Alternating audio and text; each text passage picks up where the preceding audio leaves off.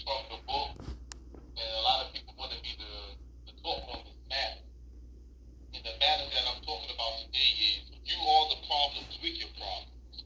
And a lot of people have problems and issues in life, and little do they know that they played a role in it. And that's why I always say to people, you are the problem with your problem. Because a lot of things you do, I tell this to people all the time, don't invest in your future problems. You know, I had a friend of mine, and he bragged about how he took the woman he got, he took her from another man.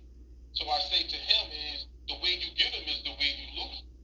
If she was willing to leave another man to be with you, she will leave you to be with another man. And lo and behold, it happened later on in their relationship. But a lot of times we invest in our own problems. And it's sad to say, we really do invest in a lot of problems that we have. One of the things that a lot of people have, and I tell them, is denial. And denial is an acronym. It stands for don't even notice I am lying. The reason why that's important because the lies we tell ourselves come from an emotional place, so it's easier to believe. And when you're dealing with a person who believes in their own lies, it is hard to shake them and break them. The reason why I say that because most people will find a blame instead of change. This is why some people don't change. And I did talk about the self-sabotage. A lot of people self-sabotage. It is hard to change if you can find blame. If you can find blame in everyone, why change? You're not the problem. So when you're dealing with people who like to self-sabotage themselves, they're going to make you to blame. They're always going to look to justify themselves. They will minimize any wrong they do and maximize yours. If you did them wrong, oh my goodness. They'll go on Facebook and tell the world. If they did, but watch this though. When they do wrong, they'll talk to you in a corner, just you and them. This is a self-sabotage behavior. They quick to justify themselves. My thing is the way you criticize, you should apologize. If you went on Facebook and exposed me because you thought I was wrong, to go back on Facebook and say you was wrong. But people with that self-sabotage behavior, they don't do that. They'll minimize their wrong and maximize yours.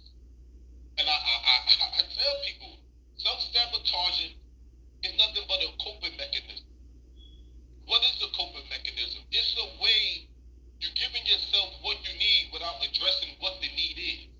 It is not an answer, neither is it a solution to your problem, and it don't solve no problem. All it does is numb your problem. It just gives you temporary relief.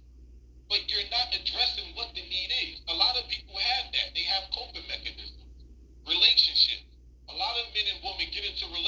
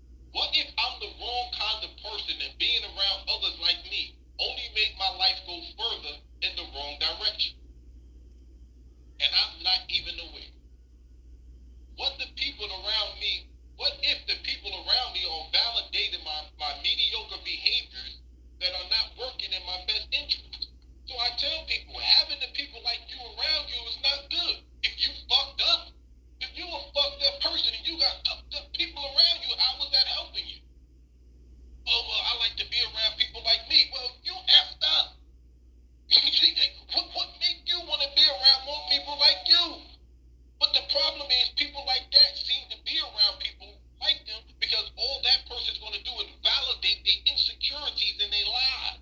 So they seek a person around them who's going to justify them, tell them what they want to hear, because they're just like him. You watch a woman who's married, or any woman, she just like the club and party. I guarantee you all her friends are doing the same thing. But then how are you ever going to break the cycle if everybody you're around is doing the same thing you're doing? And what you're doing ain't that damn good. Like I said, when you're dealing with the self-sabotaging behavior, it tends, we base our perception on something we already perceive. I don't say names, but there's a friend that I have who's an Israelite, and she is one of the most sensitive person. I mean, this female is extremely hypersensitive.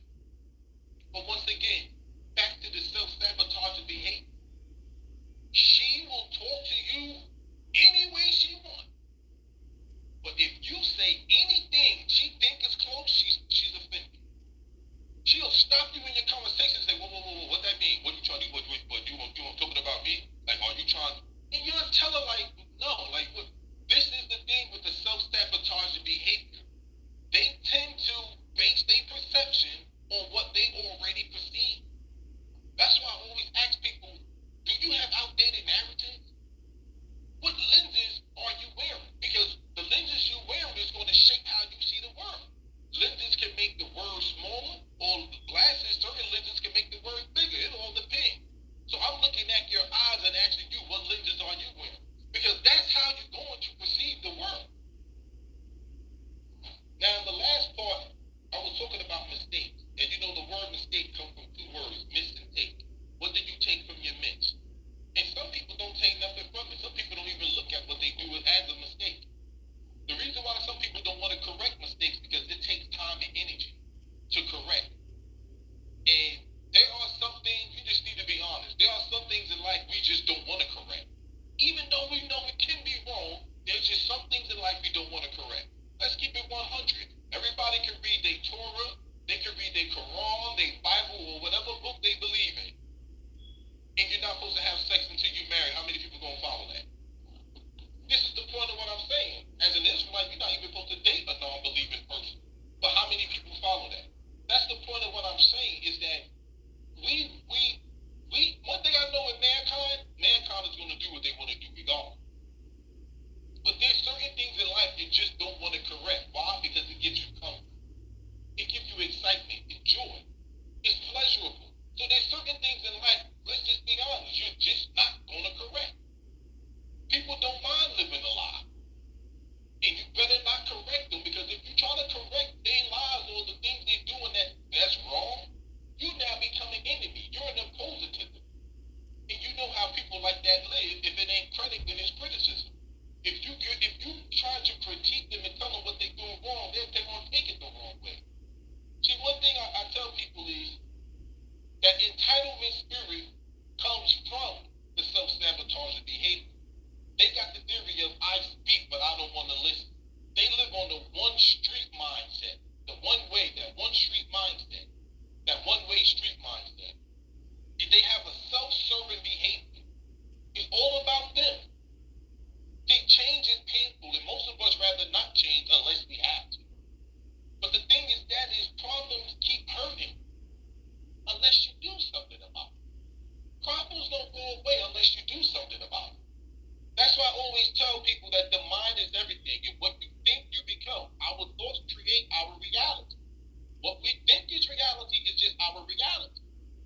We make our own perception. We make our own reality. And this is why people who self-sabotage themselves are afraid to take chances, because they don't want to be vulnerable. They got this perfectionism thing in them.